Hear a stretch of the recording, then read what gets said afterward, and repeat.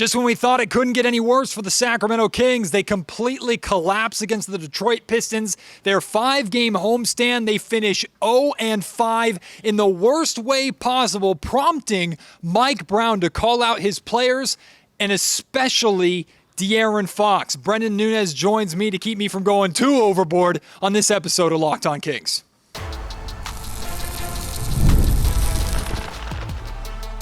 You are Locked On Kings, your daily Sacramento Kings podcast, part of the Locked On Podcast Network, your team every day. And now, ladies and gentlemen, it is that time for another episode of Locked On Kings.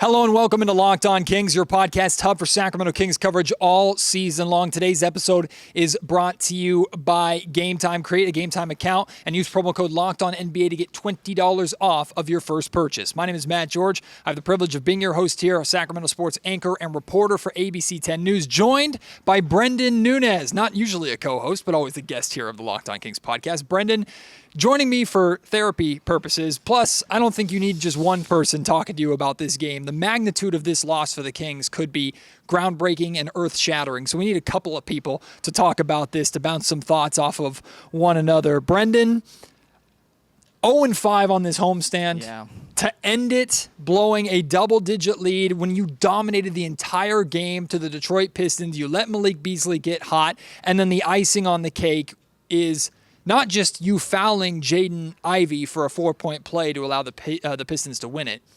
De'Aaron Fox fouled Jaden Ivey. 4-point play. Kings lose this game. We've heard rock bottom like a handful of times during this homestand, and somehow bottom just gets lower and freaking lower and freaking lower. I turned to you at like the 6-minute mark of the fourth quarter or something like that when the game got to within single digits. Pistons got it to 9. I was like, can you imagine?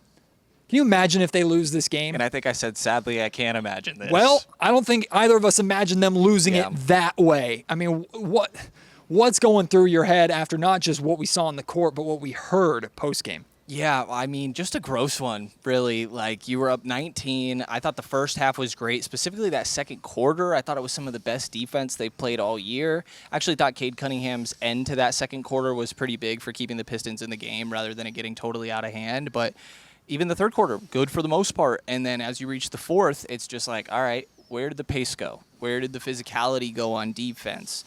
The attention to detail. Mike Brown pointed out how they were complaining to officials too much, and that's certainly not the first time we've heard that this year or in years prior. And then, you know, the play that's really the peak of it all is Mike Brown was very clear in his post-game presser, because I saw people saying, why didn't Mike Brown tell guys not to foul on threes? And it's like, Mike Brown very clearly told his guys to do that. He also said if a guy catches the ball with their back to the basket inside the 2, foul them. They didn't do that. I forget who, but somebody was dribbling like that for a second, and they did not foul up 3. And then De'Aaron Fox, instead of being pressured up on his man, because there's no reason to be worried about giving up a layup. Mike Brown said they talked about that. They even drew things up in the timeout prior. Instead of doing that, literally as the pass is in the air, he doesn't even start to move to a closeout. And like Mike Brown said postgame, there's no reason for there to be a closeout at all. Be chest to chest with your man. And that's a blunder on De'Aaron Fox's part. And he didn't really want to talk about it postgame. It's not too atypical for De'Aaron, and his response was something along the lines when asked about it of it doesn't really matter. Whatever I say isn't going to help anyways. And I think the comments I've been seeing that I agree with most is, sure, nothing was going to help, but you certainly could have made it worse, and you probably did here, De'Aaron. So, I mean, just a really tough moment for him. But that entire fourth quarter, it felt like a lot of what Mike Brown was calling his team out for in the fourth, Fox was guilty of. So we're gonna primarily focus on the post-game fireworks. At the very end of this podcast, once we're done, I'm gonna play for you Mike Brown's post-game presser and De'Aaron Fox's post-game presser back-to-back in completion, so you get the full context. And I encourage you, whether you're Team Fox, Team Brown, Team Nobody, I encourage you to listen to it in its entirety to get the context that you need, that we're going to reference a lot. But for now, I cut like a minute-long version of everything you need to hear from the post-game, including some of the comments that Brenden just referenced, especially De'Aaron Fox's primary comment. Take a listen to that really quick, and we'll come back on the other side and talk about it. If you're up 3, you got to guard your man at the 3-point line. And there should be There should be no closeout opportunity. We told our guys, can't give up a three, can't give up a three, can't give up a three. And we close out and we foul with 3 seconds to go. And to relax like that at that point in the game was tough. De'Aaron, what did you see on the final play with the corner three from Jaden Ivey there? It doesn't really matter. It's not going to make anybody feel better, so. So, Brenden, post-game is what I primarily want to talk about because I've seen all season long to this point, fire Mike Brown. It's Mike Brown's fault. What is Mike doing? And while I don't think at all Mike Brown is blameless at all, I've been perplexed at how he's handled his rotations. The handling of Keon Ellis, I think, has been very, very strange from Mike. So he's certainly not blameless. I'm not saying Mike Brown is perfect. But what Mike Brown has been is consistent, especially in his comments to us. And what has he been consistently saying all season long? We're telling them to do this. They know what to do. They're just not executing. And while some might interpret that as Mike trying to put the blame off of himself and point fingers, no, it's them, it's not me, it's them, in an attempt to save his job, you're in the room. I'm in the room. We're face-to-face with Mike Brown. I'm telling you that's not what he's doing, because in the same breath, he'll also say, I need to do better. I need to take accountability. He'll always start with that. He starts with himself. He always puts onus on himself too. So this is not, Mike Brown did not take that podium tonight with an intent to put any blame off of himself, put it all on the players, make them look bad, just simply call them out in an attempt to save his job. Mike Brown, I think, would be very, very comfortable. He'd be disappointed and frustrated, but I think he'd be very comfortable being fired, and I hope to hell that doesn't happen, being fired and those being his last comments ever as the head coach of the Sacramento Kings, because they needed to be said. Mike Brown calling out his players, calling out his star in De'Aaron Fox, both directly and indirectly, for not doing what the coaching staff has been saying they should do, but on top of that, and even worse than that, not doing the things that they know they should be doing. Mike has told us, I don't yell at the guys. I don't need to. They know what they did wrong. And yet this is still the same roster for the most part that Mike and his coaching staff had to use practice time last season to teach basic fundamental closeouts. Yep. I've seen people talking about, has Mike Brown lost the locker room? That's a death sentence for a coach, and rightfully so. Has Mike Brown lost the locker room? If he has, was the locker room who is incapable of executing basic fundamental plays. The Kings didn't lose this game because they refused to listen to Mike Brown. The Kings lost this game because their basketball IQ fell out of the window, and their star, who is not a leader vocally, but a leader by example, fell asleep. That's what happened in this game. So how much do we want to blame Mike Brown? You want to fire the guy? Fine. I think it would be a disaster for this organization. But how much can we blame Mike Brown for the players not executing basic fundamental basketball that you and I learned in grade school? I agree. Deep breath, Matt. Deep breath, Matt. It's a tough spot. I'm sure that a lot of Kings fans are feeling this way for sure. On the topic of Mike Brown, trying to save his job with these comments, I think it's actually the opposite. I think this is very much him doing what he can to get his players to listen. De'Aaron Fox is one of the guys that I think is very team Mike Brown. And this is him directly calling out, maybe not super directly in certain aspects, but others where he talked about rolling the ball up the floor, for example, instead of maintaining the pace. Like, De'Aaron was the one doing that. Right. And so I think, if anything, why would Mike Brown, if he's so desperately trying anything to keep his job, why would he go out there and call the star player that he knows very well, and he said to us on record that this is a players' league. If De'Aaron doesn't want me to be here, I'm not going to be here. Right. So it's holding someone accountable. I think that's actually a big part of his job, of any coach's job. And I think that that's what we're seeing here. I think that's what we've seen throughout the course of most of this season and the 3 years that he's been around. He's always pushed De'Aaron to be better. He's always used the Popovich example of he was harder on Tim Duncan than anybody else, and everybody else had to fall in line. He follows the same model with De'Aaron Fox, and every impression I think I've ever gotten, and I think you're the same way, is that De'Aaron appreciates it. De'Aaron's wanted that. Exactly. And so I think it's Mike doing his job. I don't think there's any aspect. Now, I do get the questions of, has he lost the locker room? Because at what point is... I just don't know what to make of we're telling the guys what to do and they're not doing it.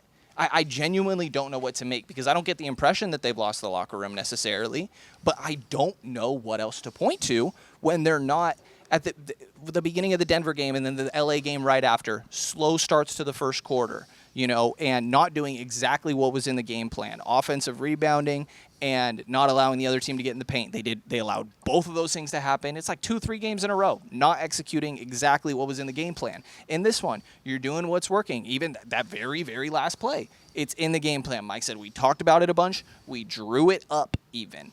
I don't even know quite how you're drawing up that sort of defensive play, but he's communicating it in any way he can, and it's not getting executed. So at some point, I start to question, like, is his voice resonating? But at the same time, everybody wants to win. I don't think there's anybody in that locker room that is like trying to sabotage the team or anything like that. Everybody is trying to win. And so I think that there's a belief in what Mike Brown can do for most people in this group. It's just, you're not going out and executing. You're hanging your head too much after tough plays. You're complaining to calls too much and then getting taken out of the next play. Or maybe it's somebody's not getting enough shots up and then all of a sudden they feel like it's their turn. I feel like it's a combination of a lot of things, but it is kind of crazy to me to see the amount of, like, this is all on Mike Brown. And that's just not the case. So again, he's not blameless, like you said, but it's not all on Mike Brown. There's no way. Today's episode of the Locked On Kings podcast is brought to you by Game Time. Hey, if you want to spend your hard-earned money to come here into the Golden One Center to have your heart broken and stomped on by the Sacramento Kings, be my guest and make sure you're buying the tickets for the best possible deal that you can get on Game Time. Of course, I'm joking. Game Time is phenomenal for getting your Kings tickets, whatever sporting event tickets that you're looking for, concert tickets, comedy shows, theatrical productions, whatever it is. Game Time has their Game Time guarantee, which means you're going to get the best price on Game Time. If not, they'll credit you 110% of the difference. They have their Game Time Picks feature, which lets you sift through thousands of tickets only to show you the best deals for the event so you can get tickets quickly. And their last-minute prices cannot be beat. The closer you get to the event, the better deals that you are going to get. That's just an example of how many great things you can get on Game Time. Download the Game Time app, create an account, and use code LOCKEDONNBA for $20 off your first purchase. Terms apply. Again, create an account, redeem code LOCKEDONNBA for $20 off. Download Game Time today. What time is it? Game Time. Today's episode of the Locked On Kings podcast is brought to you by Rocket Money. Did Rocket Money help you find any subscriptions you forgot about or that you were paying for twice? That definitely happened to me. I had a few subscriptions that I didn't even realize I was still paying for. Look, it happens, right? And Rocket Money made it easy to track them all down. It's like having a personal assistant for your finances. There are so many subscriptions in our world today. It's easy to let some fall through the cracks, and those can pile up financially and cost you a lot without you even realizing. Rocket Money is your personal finance app that helps you find and cancel your unwanted subscriptions. It monitors your spending and helps you lower your bills so you can grow your savings. It brings everything together in one place, whether it's subscriptions, your spending habits, or even the goals that you want to hit this year. Rocket Money has over 5 million users and has saved a total of $500 million in canceled subscriptions, saving members up to $740 a year when using all of the app's premium features. Cancel your unwanted subscriptions and reach your financial goals faster with Rocket Money. Go to rocketmoney.com/lockedon today. That's rocketmoney.com/lockedon. So you said you don't know what to make of it, and I think I do. It's a roster problem. You have an issue. Yeah. This Kings roster has never been this talented since like the late 2000s, the glory years. They've never been this talented, right? They have a Hall of Famer. They have 2 All-NBA players, or at least in the past 2 All-NBA players. They have a six-man. He should have been a 2-time six-man of the year, now starting in Malik Monk. Keegan Murray, I know he's had a down year this year, but Keegan Murray is a bright, upstart, two-way player, I believe, and he's not living up to his expectations. You know me, biggest Keegan Murray homer here. It's on this locker room. And what I think this locker room has is a blatant leadership problem. Now, people hear leadership and they go, well, isn't that Mike Brown? Isn't that the coaching staff? You think the Kings are tuning out Mike Brown, Luke Laux, who is also the right-hand man of De'Aaron Fox, the guy that has De'Aaron Fox's ear more than anybody else, the guy who has changed De'Aaron Fox's jump shot and changed De'Aaron for the better? You think De'Aaron's suddenly tuning him out? Because he's the guy in charge of the defense. You think they're tuning out Jay Triano, who is widely considered to be in this league a offensive genius? They're tuning him out? You think they're tuning out Doug Christie, who is one of the most player-respected guys in the league? Everybody loves Doug. It's impossible not to like Doug. You think they're tuning all of these guys out? No, they're simply not executing. They're not executing fundamental basketball because why should everybody execute and why should everybody give their all when they're superstars, when they're leaders? And I'm not just talking about Fox here. I'm talking about Domantas Sabonis too. When these guys are not holding anybody accountable on the floor. Yeah, DeMar too falls into DeMar, it. 100%. Like these guys, there's no leadership on the court. Yeah. De'Aaron Fox we've been talking about this for the 8 years of De'Aaron Fox's career. De'Aaron Fox is a leader by example. It is not in his personality to grab you by the collar and say, what the hell are you doing? He's not Draymond Green, and that's fine. Except if you are going to lead by example, you better be giving the perfect example almost 100% of the time, which is a lot to ask, but damn it, you're the leader, you're the superstar, you're the one hoping for a Supermax contract. Right. That is your job. And when you're the one falling asleep and then fouling three-point shooters for 4-point plays, and you've made mistakes time after time after time again over the course of this season, how the hell is Keon Ellis or insert player here, Isaac Jones, these younger players, how the hell are they expected to do it when they have a shorter leash than the guy, the leader, the star, who's not doing it either, and he has as long of a leash as you could possibly have? And, of course, what is Mike going to do? Bench De'Aaron Fox? Right. He can't do that. He'll lose his job faster than yelling and screaming at De'Aaron Fox. Right. So it all comes back into this reality that it doesn't matter what the coaches say or do, because on the court, the message is, I think, being received and just not being executed or acted upon. Yeah. It's a roster problem, and that's where it has to start if you're Monty McNair and Mike Brown. Yeah, I mean, they need wings and forwards in the worst way possible, which has been the case since as long as I've covered this team, man. It's like 7 years. I'm sure it's even longer for you how long they've needed wings and forwards. Yeah, who knows? Rudy Gay, John Salmons, Ron Artest. Go down the line of that's about it. The ones that they've tried since, but yeah, I mean, I think that's definitely on point. But to the point of like De'Aaron's personality, the lead by example rather than the rah guy necessarily. Like the one that people will commonly point to is Steph Curry. Steph Curry is a lead by example guy, but to what you said, that like he's setting that example almost every single play, and he has a Draymond to enforce. Absolutely, and that's why. But he's also a very impactful player in Draymond, so he will get the ear of guys more rather than it coming from a JaVale McGee or a Jay Crowder that signed 15, 20 games into the middle of the season. Sure. Like that's not going to do it. But I feel like we're kind of seeing this team take on De'Aaron's personality a little bit. Strange. And I think that's a little bit concerning. Yes. Not to say that like De'Aaron has a bad personality. This isn't about him as a person. It's about the basketball aspect. And I feel like there's so many times where you feel like he's coasting for a stretch. And this team does the exact same thing. They go through these lulls the same way that I feel like De'Aaron does. He had 1 point in the first half tonight, and I know that's not everything. I thought he was doing all right setting up his teammates, and he's good with letting other guys get in a rhythm when it's more so their moment. Trey Lyles, big second quarter. Yeah.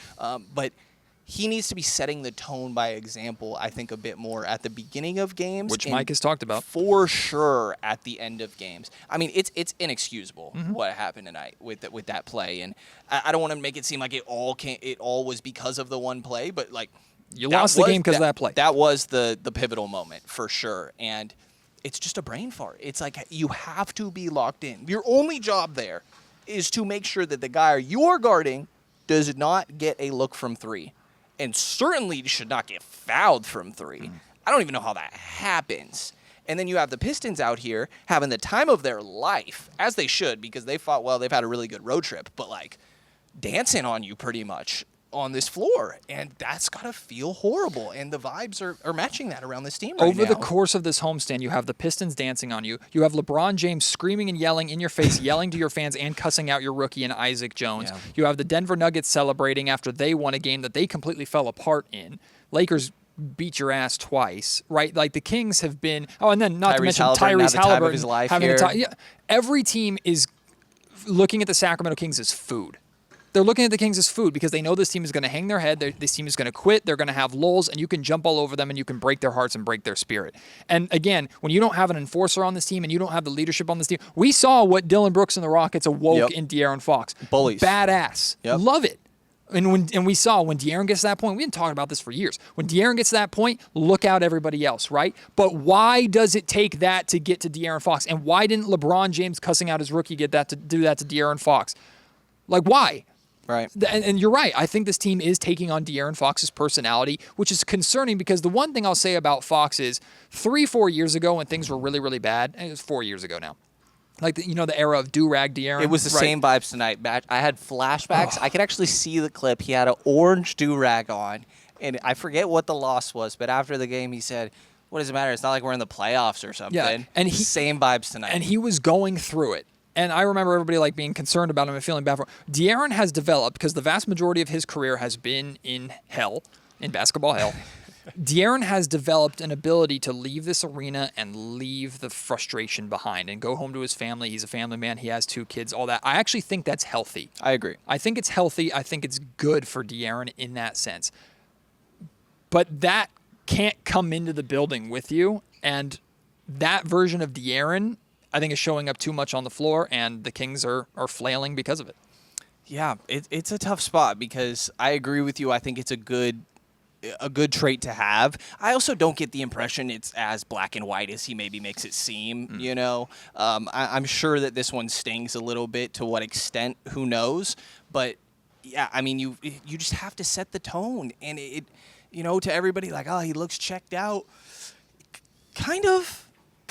Yeah. He doesn't look like a guy that's like, no, I'm going to be the one. Do you remember Tyrese Halliburton after they got their ass kicked in Boston saying, I'm not going to let the losing culture infect this team. I'm going to be here. We're going to turn this around. When have we heard, like, I know that Tyrese is more of a speech guy, sure, right? And I don't expect the personalities to be comparable necessarily, but, like, we don't get any of that from De'Aaron. Well, De'Aaron's also said nobody gives a damn on the team what he says in post-game or what anybody says in post-game, including Mike Brown. He's also said that and dismissed that. So he said that before. So, and again, that's kind of De'Aaron's personality taking over in the moment. Yeah, and there's a benefit to letting things roll off of you, but sometimes, like, we see, you mentioned it, that we see when he takes things personal, the way that he's able to take things to another level, and knowing that level is right there just behind a locked door, and he's got the key in his pocket but won't quite use it can be frustrating. And they need more, man. I mean, I thought he was really good for most of that second half. Maybe the last 5-6 minutes of that fourth quarter got a little tough. Again, the rolling the ball up was something that Mike Brown mentioned, and maintaining the pace. Trey Lyles talked about it in the locker room too. He thinks that they should keep running no matter what, at what point stage of the game that they're in, and clearly that was emphasized, and De'Aaron's not doing it out there. And so, again, what do you make of that? It is a messy one, Matt, and it's actually very difficult. I don't know about from your perspective, but it's getting harder and harder for me to be like, I don't even know what to make of this at this point, because this was an absolutely new way to lose in, like, again, the most disgusting Kings fashion, really, Matt. And, so a little bit of a different way to do it, but really the same issues with this team. This episode of the Locked On Kings podcast also brought to you by FanDuel. The NFL playoffs are almost here, but it's not too late to get in on the regular season action with FanDuel, America's #1 sportsbook, because right now new customers can finish the season strong with $250 in bonus bets if your first $5 bet wins. FanDuel has so many ways for you to pick up a W, whether you're betting on players who will score the first touchdown or how many points each team will have at the end of the game. It's thrilling, it's fun, it's unique, and it makes watching these games even more exciting. Visit FanDuel.com to join today. That's FanDuel.com for your chance at $250 in bonus bets. Again, you have to win your first $5 bet to cash in on that. Make every moment more with FanDuel, an official sportsbook partner of the NFL. It needs to be addressed because I get De'Aaron Fox might not be a talker. He might not think what he says post-game matters. I thought his post-game was embarrassing. I thought it was embarrassing. And again, you're going to hear it at the end of this podcast in its entirety. Short answers, not taking any accountability. That was an opportunity for De'Aaron to take the podium, raise his hand, and go, I screwed up. I need to be better. Our team, of course, needs to be better, but it starts with me. He had the opportunity to do that. Would that have really made any of us feel better? No. But I love what you said at the beginning of the podcast. What he did made us feel even worse. Right. Because not only did you lose, not only were you embarrassed because of how you lost, not only did your head coach take to the podium and say what I think needed to be said, he was followed up by his superstar, who sat there and said, it doesn't matter what I say. I don't know what to... He was asked directly, like, where do you go from here? I don't know. Like, I think it's pathetic, especially coming from, and I shouldn't even have to preface it by saying I love Fox, I support Fox, because we've all championed Fox here, because we know he's a brilliant basketball player. We've seen it. And he doesn't get enough credit as he deserves to get over the course of his entire career here in Sacramento. He's done far more good than I think bad here in this city, 100%. For sure. Now that I've gotten that out of the way, we'll point to what needs to be pointed out. You had your agent in Rich Paul, and I know this is Rich Paul's game. He comes into town a week ago and essentially sits down with Monty McNair and Wes Wilcox and says, what is this organization doing to earn my client's loyalty, to earn him staying here. That's after De'Aaron Fox goes on the podcast, on Draymond Green's podcast. Another clutch client. Yeah, of course. Goes on Draymond Green's podcast, and he says basically the same thing. Like, I want to win. Winning is what matters most to me in my decision. And he also points out what I think needed to be pointed out, which is this roster has an issue, especially on the defensive end. He says all that. Then you have your agent come in and basically say, like, what is your team doing or this organization doing to earn my client? De'Aaron Fox comes out and plays half-ass defense the entire game and gets cooked by Austin Reeves against the Lakers in game 1. And then tonight completely falls asleep and straight blows the game with a 4-point play foul to Jaden Ivey at the end. Like that, you have the audacity to say, what is this organization doing? And say winning is what's most important to you when you have the biggest effect on winning. But on the court, it doesn't look like winning matters as much to De'Aaron Fox as it should. Yeah, I mean, I think it's like a visual frustration, and this is the way that it's showing itself. You know, I think back to when they traded Tyrese for Domantas Sabonis. Like, going into that deadline, if you remember, De'Aaron had ankle issues for most of that season. I think they came up in years prior as well, and he kind of took a week off or so coming into the deadline, and it was somewhat surprising. And he even looked a little checked out, I guess you would say, before that. Omos comes in, it looks like he's sort of reignited. And there's a part of me that's like, could a trade reignite something? It feels like we're getting a little too far for that to just be a simple, quick, easy fix. I 100% agree with you. But, yeah, I mean, I didn't think he was maybe, yeah, man, I don't know. It's so tough because I do feel like they absolutely need him to be better. And I'm with you, by the way, on the post-game stuff. I would have liked to see more of a public, hey, this is on me. You know, again, I expected acknowledging, it just didn't come down to that one play. That's what I thought we were going to come into. But no, I mean, just didn't want to talk about it. And I would guess from his perspective, we don't know if he did address it to his teammates necessarily. And I think he gives off the impression of, it doesn't really matter what I say to media, like you mentioned. He's told us that very bluntly before.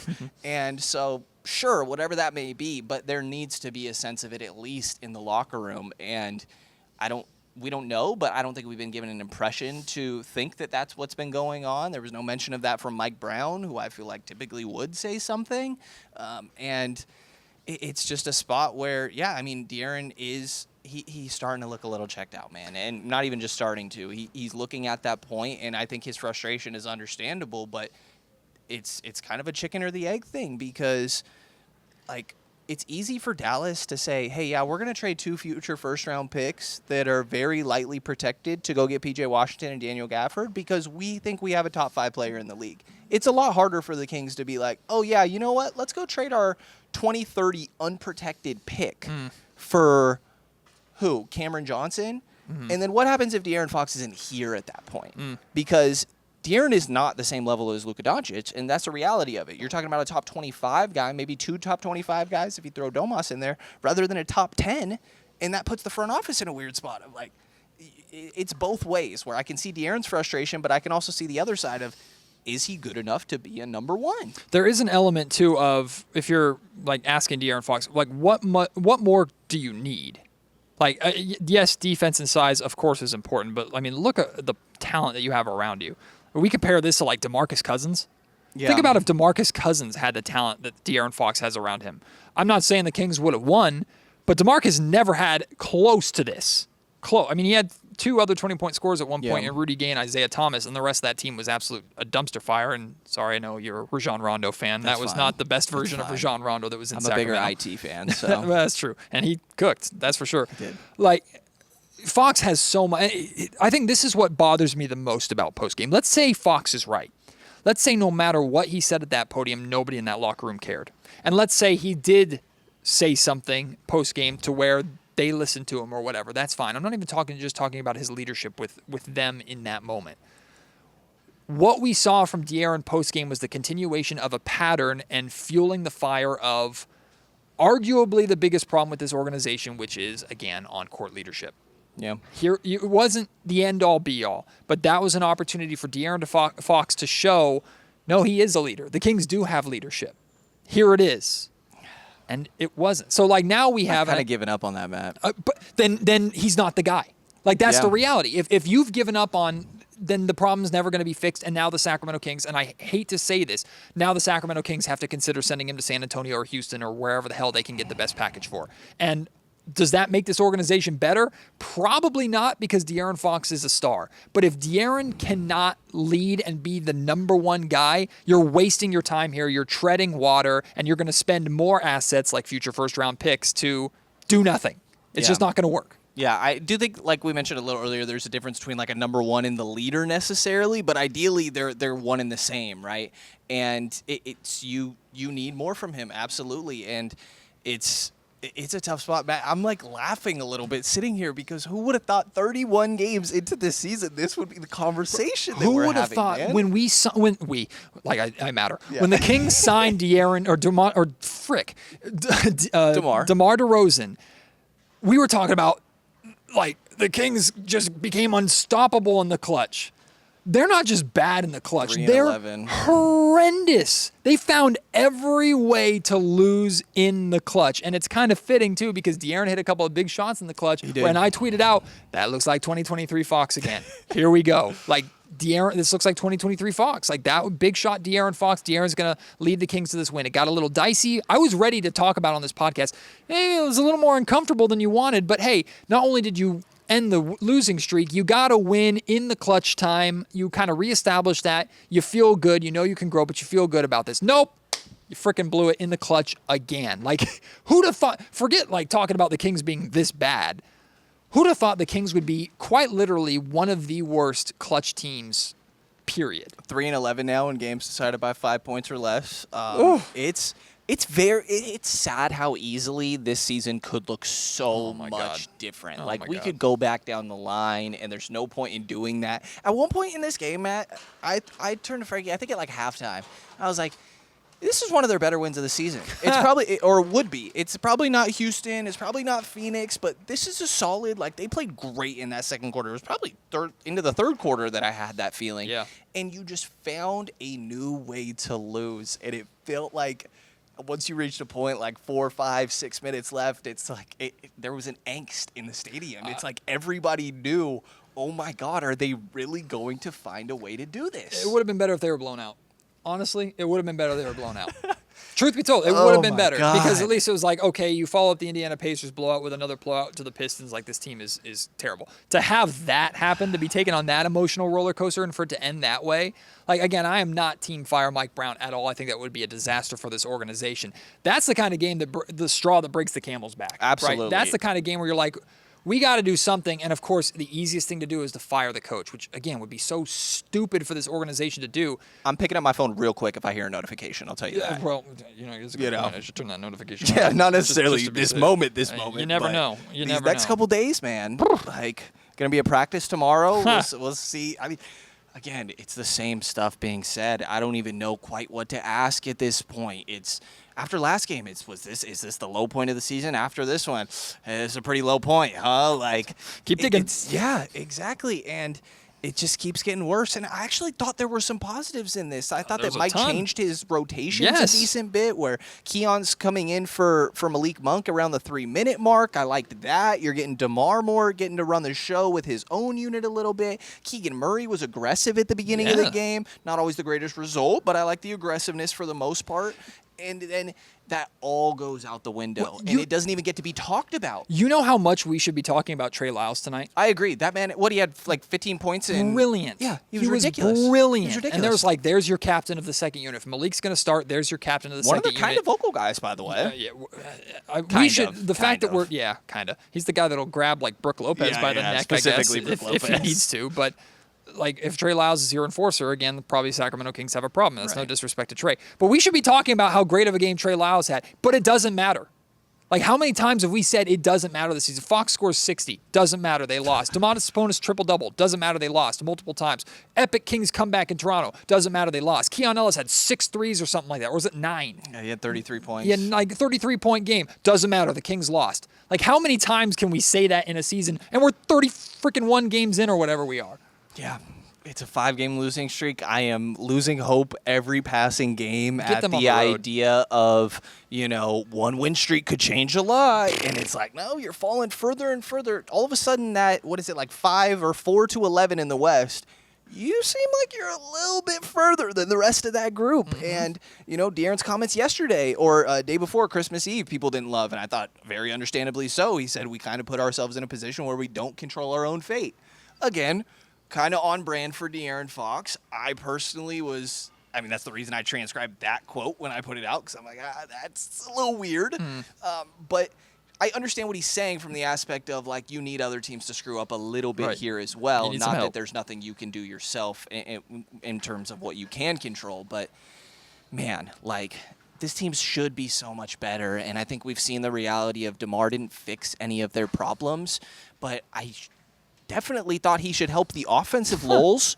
And there's even more of them. Crazy. And it doesn't make sense. And the writing feels on the wall for something big to happen. Yeah. Whether that be Mike Brown. It doesn't make much sense for it to be Monty McNair, Wes Wilcox a month before the trade deadline. But who knows at this point? Is it De'Aaron Fox? Do you still the only hope of keeping him now in my mind is he miraculously makes All-NBA, which that's not happening. No shot. Like, in my mind, he's gone. Yeah. It's hard to not see the way that happens unless you win 70% of your games post All-Star break because, John Collins and Mark Williams changed your season. Woo. And it's like, how realistic is that? And what are we talking? What would even be good enough for De'Aaron to stay? Is it getting out of the first round? Is that enough? I kind of feel like at this point we might just be done. And I honestly just can't wait for the move to happen because I feel like until it does, we're going to keep getting this same stuff. Yeah, I'm sure the Lakers will be fun on Saturday. And don't worry, the Dallas Mavericks. 0-3 against the Lakers, by the way? And the Dallas Mavericks are going to be coming in here on Monday. So don't worry about that. That'll be fun too. No, so this podcast is going to, I can already tell, this podcast is going to go out in the wee hours of the morning. So hopefully y'all are still up. But if you're listening to this later in the morning, hey, in just a couple hours, Brenden Nunes is going to be hosting the Alan Stiles show on SacTown Sports 1140 from 12 to 4, correct? Or 10 to 4. 10 to 4. 10 to 4. Oh, 12 to 4? Oh, God. Oh, no, sorry, 10 to 2. 10 to 2. You're throwing me 6 off. hours, dear Lord. 10 to 2. Yeah, 10 to 2. No, so 6 check him hours. out, 10 to 2. I'm sure you're going to address this more and talk about this game in a lot more detail over there. But I'll ask you this to put a bow on it, to put it on the spot, because the real answer is there's probably not one move, and we don't really know because this team is so perplexing. But if I was to ask you, because Kings fans want to know, what do the Kings do? Where do they go from here? I've made it perfectly clear. I think before you fire anybody, a move has to be made. For the first time, though, this is the first night that I really feel like that move, you really have to explore trading De'Aaron Fox. I think that is what you really have to explore. Not that you're forcing it, but if teams are interested, pick up the phone and call them and say, hey, what does a Houston Rockets package look like? And weigh whether or not it's the right move to make. I would be considering that just as much as I'm considering a Brooklyn Nets Cam Johnson trade or a Utah Jazz John Collins trade at this point. Yeah, I mean, this is probably the peak of De'Aaron's value. I think it's still probably pretty close when you get to this offseason, but I'm at the point where I started looking at other star trades in the past, and Damian Lillard got you DeAndre Ayton, Drew Holiday, and a couple first-round picks. And that's not bad. No. Not bad at all. And then obviously they go on to flip Drew, but in Sacramento's situation, maybe you keep a guy like that, obviously. James Harden got you a lot. Donovan Mitchell got you a lot. I was originally if you're trading Fox, I think you need to fully reset. I also say that under the understanding of I very much doubt that the organization would want to do that given the history of this, and it's a lot easier for me to say having been 7 years rather than the, 20 or so that's been really tough. Yeah, F you for that. Yeah, I very much understand where you're coming from with that. But I was coming from the standpoint of you lose your only guy that I even see having the potential of being a number one option. That's the hardest piece you have to get if you're trying to build an eventual championship contender. In my mind, the only other way you get that is by getting a lottery pick. And so, but that being said, I still personally think that's probably the way I would go, but that's assuming that I'm allowed to do whatever I want if I'm in this hypothetical general manager spot, right? Which I don't think is probably the case. I've come around a lot to the idea of retooling, around Domas and maybe DeMar. I think I would personally still probably try to see what's out there for DeMar. But Domas specifically and, Colby Jones possibly going to be back on Devin Carter possibly going to be back on Saturday. Exactly. I know. I'm saying that. I'm very aware. But can a Reed Shepherd and a Tari Eason and Steven Adams do something for you? Not really. right, when it comes to production this year, but you could get like a spark to the group again that allows you to have an okay second half of the season. Reed Shepherd was just like a number 4 pick, I believe it was. And so I'm coming around to it a little bit more just because I feel like, partially because I feel like that's the most likely scenario here rather than fully retooling, again, given the past of the organization, understandably so. And you don't want to lose the fan base. I don't know. I mean, tonight was actually one of the best atmospheres. I thought the crowd was great. I was shocked. Same. I was for a Pistons game. I know it's holidays. But it's been poor recently. Yeah.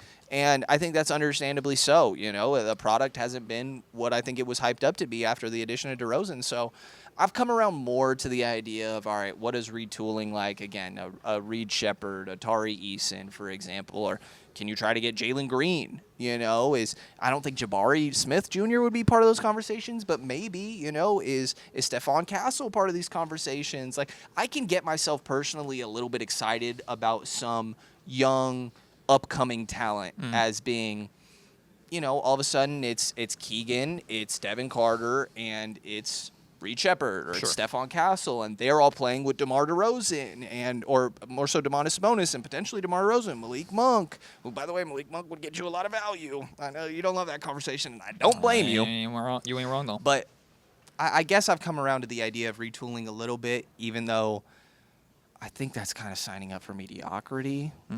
And you're probably signing your death warrant if you're Monte McNair, but again, it might be a move that needs to happen. That might already be all but signed. That's true. Like, you never know. And here's the thing we have to acknowledge with this, too. You can't be crippled by this fear, but you have to acknowledge this fear exists.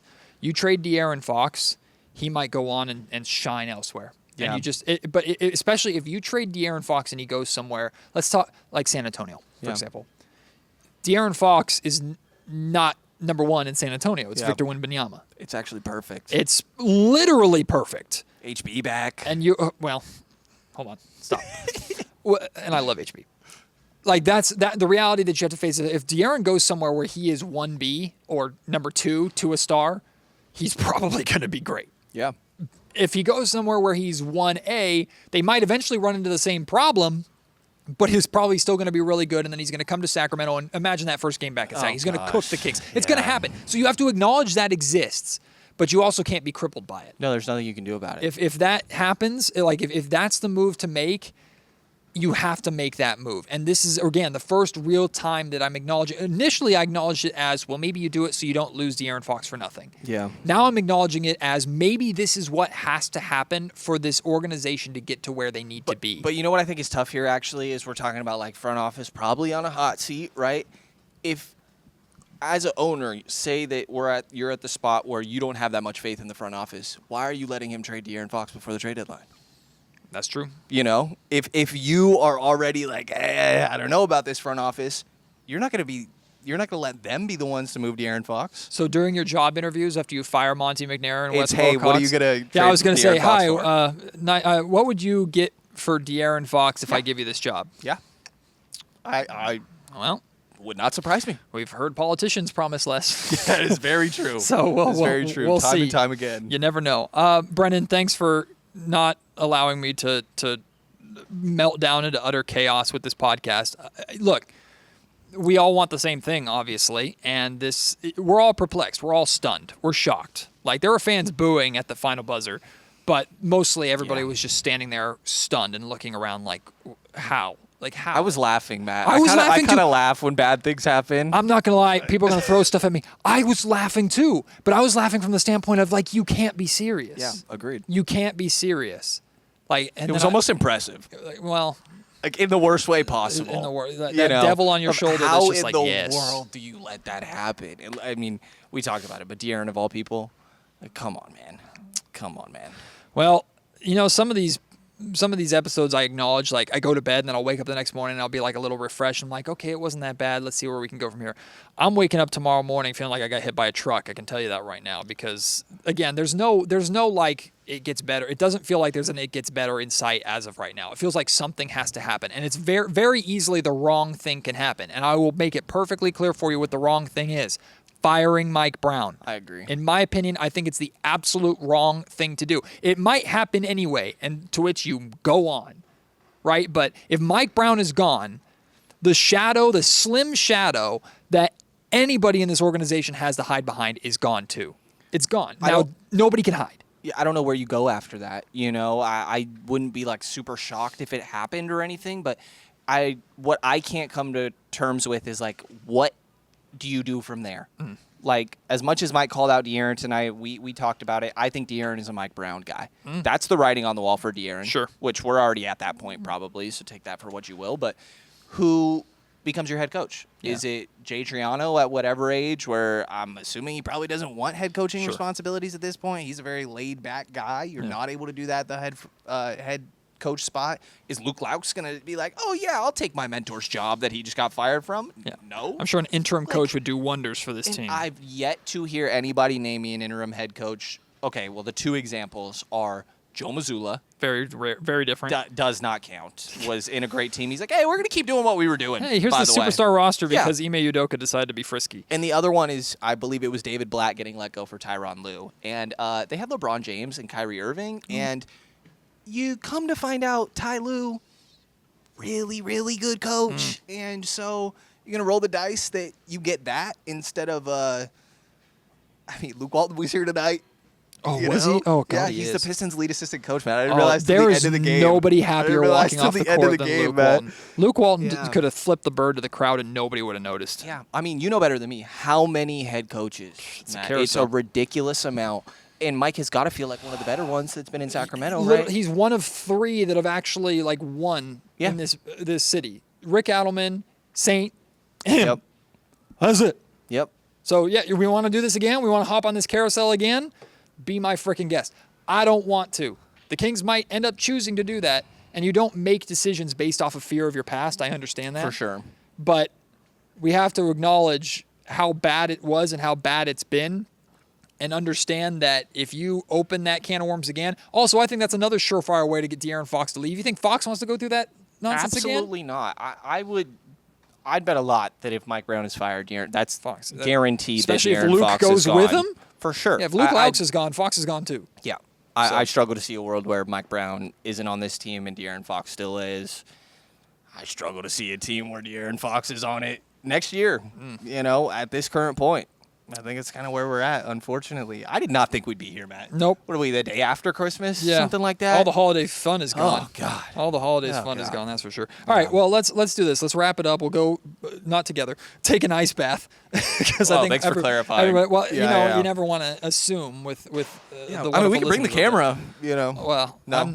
Kevin Hart already does a show like that, and True, that's his true. market. I'll leave him to Yeah. that. We'll just wrap it up with this. Things are not good. Newsflash. Things are really, really, really, really, really not good. But we'll be here no matter what. Brenden Nunes at SacTown Sports 1140. Check out all of his work over there, as well as the many podcasts that he appears on, including Locked On Kings. Of course, Matt George, you're stuck with me here. Sorry. Well, if this is your first time listening, hi. It's usually better than this, but there's no reason to be happy about it right now. It's always great. Appreciate everybody's support. Brenden, thank you again for doing this, my man, staying late after a Kings game. Now, like I promised, here is Mike Brown's press conference, followed by De'Aaron Fox's press conference in its entirety, just to make you feel a little worse before calling it quits. Jaden shouldn't have had an opportunity to even shoot a three because we told our guys, if somebody catches and their back's to the basket, foul them. And they dribbled for 8 seconds and we didn't foul them. So that's the first thing. But the second thing is, if you're up three, you gotta guard your man at the 3-point line. And there should be no closeout opportunity. No closeout opportunity. We told them that they know the only thing that can hurt us is a three. And I need to go back and watch the film to see exactly where Fox was, but there was no reason for there to be a hard closeout. We were okay with them scoring a 2 at the rim, so you should not be in position to help at all. You should be hugged up to your man at the 3-point line. Everybody should. And why there was a closeout by Fox, I'm not sure. I got to go back and watch the tape. But for sure, 100%, we told our guys, can't give up a three. Can't give up a three. Can't give up a three. Stay connected. Stay on the high side. Stay on the high side. I even drew an example of if your guy's on the floor, just hop on his high side. The only thing that can hurt us is a three. And we close out and we foul with 3 seconds to go. It's tough because we keep telling our guys, you got to pay attention to the details. Try to do it for as close to 48 minutes as possible. We're not going to do it for 48 minutes, but let's try to do it as close as we can. And to relax like that at that point in the game was tough. I also don't like the pace that we had the last 6 minutes. We kept telling our guys, push it, push it, push it. Drive it, kick it, just like we did most of the game. Drive it, kick it. And we come to a complete stop with about 6 minutes to go. 3 minutes to go, we're rolling the ball and walking it, going against a set defense every time. Somehow, some way, we got to pay attention to details for a little longer, especially down the stretch of a game, and we got to keep our pace up.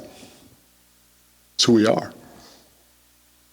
Tough loss that, at worst, should have gone into overtime, at worst, because there shouldn't have been a closeout to any. There shouldn't have been a closeout to any three-point shooter. Just where was the shell shock after that in the locker room? I mean, do you get a sense of that at all from your guys?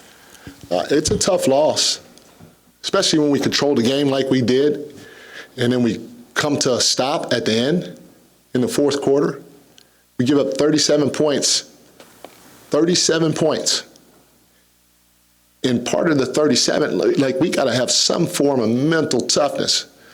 We're getting hit with screens, and we literally, Sean, we literally stop. Stop and look and complain to the referee. That's not winning basketball. Somehow, some way, we know a team's going to fight. We know the game's going to get physical. We can't look at the refs asking to bail us out on the offense end of the floor or on the defense end of the floor. Beasley hits 4 threes. Sit on his high side. Make him go back door. Make him shoot a layup going back door. But don't keep chasing him. He's a good shooter, but when he gets going, it's hard to turn the water off. I'm amazed at how we played going down the stretch. And the fight not being there. And I say that because there were numerous times where we stopped trying to get a call and didn't just play through it. Bring the physicality to them. Mike, a couple games ago, you said you didn't yell at the guys afterwards because they knew the mistakes that they made. Again, you said they know they're not supposed to leave their man from the three-point line. They still end up doing it. How else can you get the message across to this team? Does a loss like this and kind of the pain of this have to be what it takes to get them to kind of wake up, I guess? I hope so. It's just, again, there shouldn't have been a closeout on the last, and that's not where the game was lost. It was a huge play when you're up 3. Huge play.